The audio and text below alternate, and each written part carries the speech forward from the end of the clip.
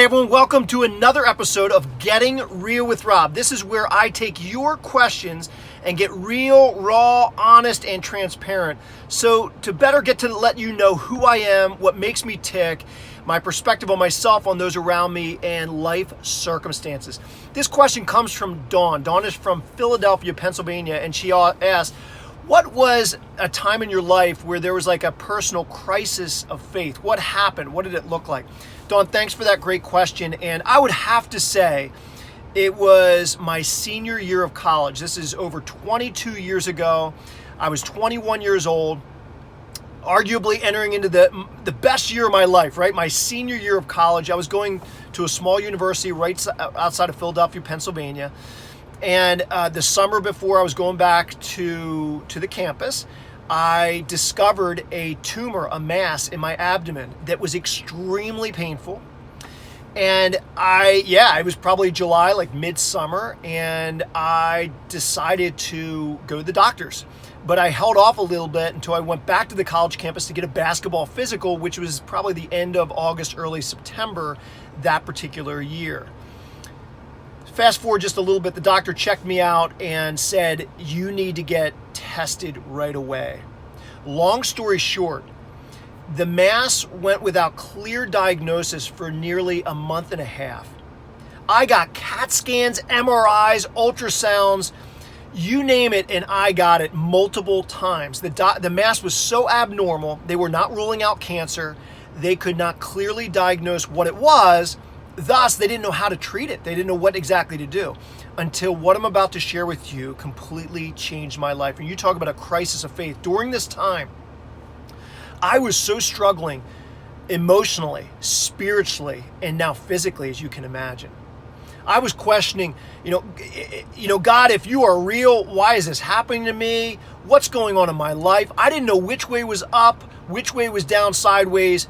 I literally was around this time so broken, so hurt that I would take walks around late at night where no one would know where I was and just bawl my eyes out.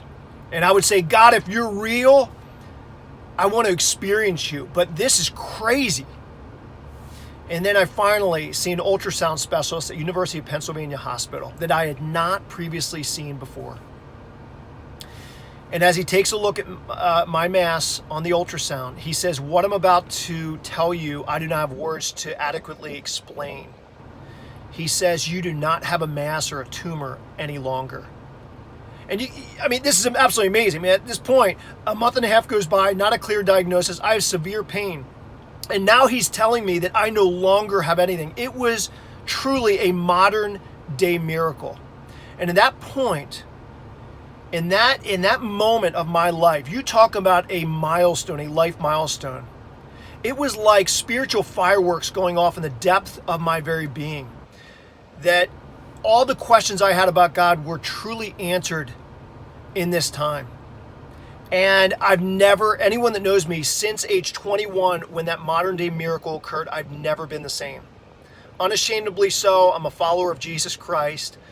And I follow Jesus, I follow his teachings, and up to that point, purpose for me was winning the next basketball game, going out and hanging out with the guys and going drinking. But now I was asking a whole different set of questions I'd never asked before. Who am I? Why am I here? And what's the calling on my life that's uniquely different from everyone else on the planet?